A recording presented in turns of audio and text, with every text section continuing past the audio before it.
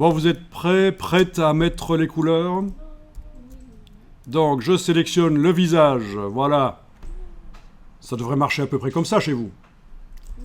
On va mettre un dégradé dessus plutôt que de mettre une couleur unie. Donc, dans la palette nuancier, je vais aller chercher dans le bas de la palette nuancier dégradé.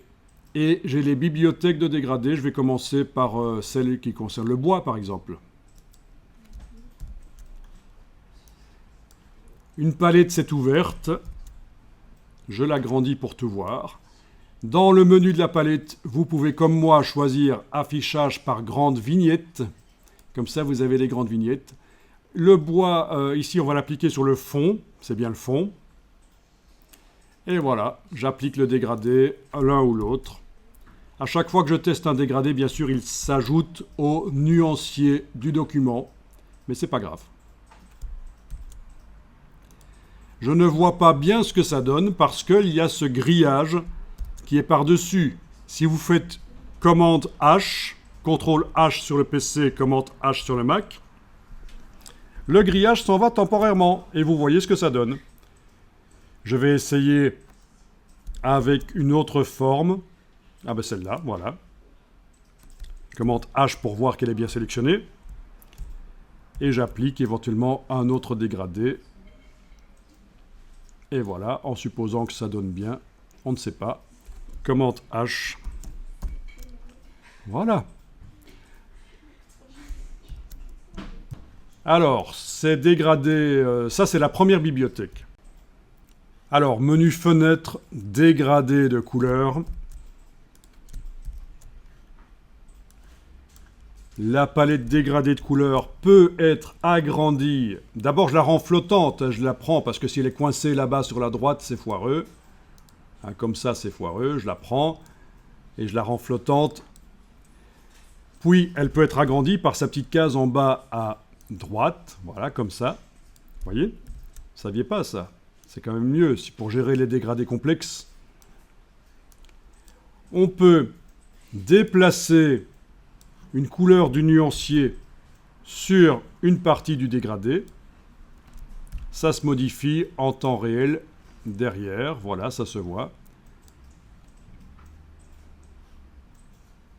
Ah tiens, je vais sélectionner celle-là. Voilà, commande H, c'est bien ça qui est sélectionné. Je déplace. Voilà, on voit que ça fonctionne. On arrive à modifier une partie du dégradé. On peut jeter une couleur en la prenant et en la sortant. Voilà. Il y a possibilité de gérer les transparences pour chacune des couleurs, mais ça n'est pas intéressant ici. Mais on a quelque part l'opacité. Voilà, pour chaque partie du dégradé, l'opacité peut être modifiée. Si c'est pour modifier l'opacité de tout le dégradé, bien sûr, on va modifier l'opacité de l'objet plutôt que du dégradé, de tout le dégradé. Enfin, voilà, ça se gère dans la palette aspect, c'est une autre histoire. Vous voyez à peu près le principe des dégradés. Donc, on peut démarrer d'un dégradé existant et le modifier par la palette dégradée. Par contre, l'angle, ça ne va pas fonctionner si je choisis l'angle ici. Vous voyez, ça foire. L'angle, ça disparaît parce que nous sommes dans une peinture dynamique, ça ne fonctionne pas. Je vais remettre 0 degré ici, voilà.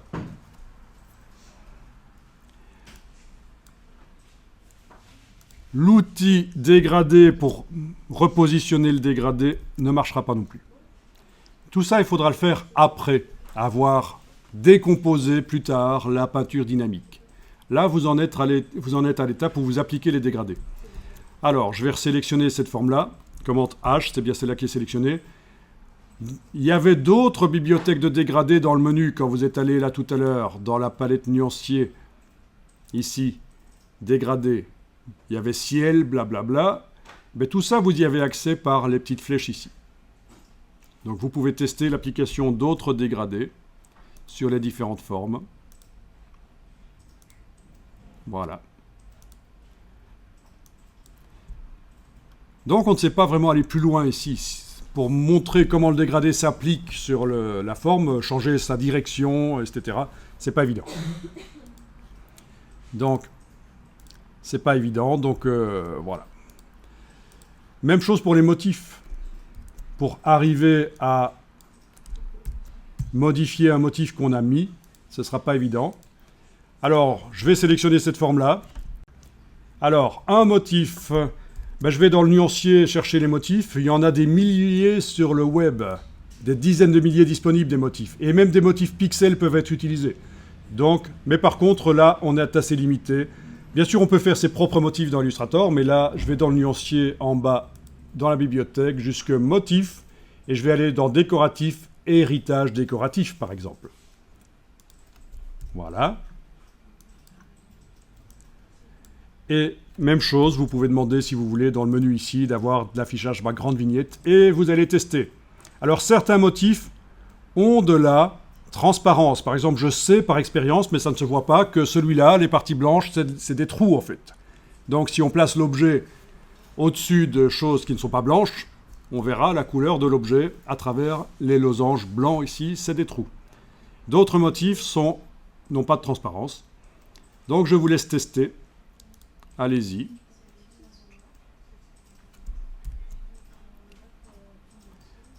Je vais essayer d'appliquer un autre motif sur une autre partie. Je vous laisse tester. Voilà.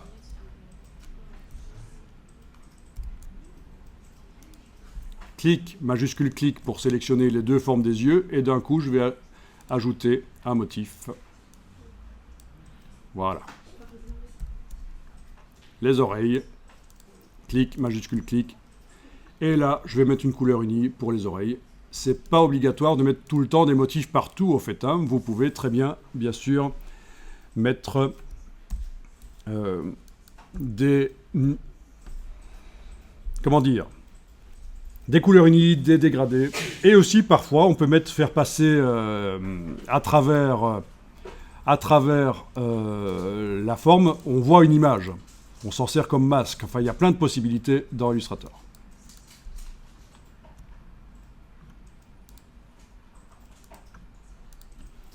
Bon, il n'y a pas énormément de motifs possibles, mais bon, voilà.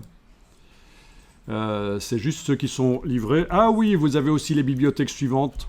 Vonster de Von Glischka, qui est un graphiste que vous pourrez trouver sur LinkedIn. Von Glischka. C'est lui qui a fait ça pour Illustrator 8, et depuis Illustrator 8, donc il y a quand même plus de 15 ans, ces motifs Vonster sont là dans Illustrator. Ils sont appréciés. Vous avez des motifs de ligne, ouais. Des motifs de trame, ouais. Etc. Des motifs divers. Très intéressants, ces motifs-là. Un peu plus sobres que les autres. Hein. Bien.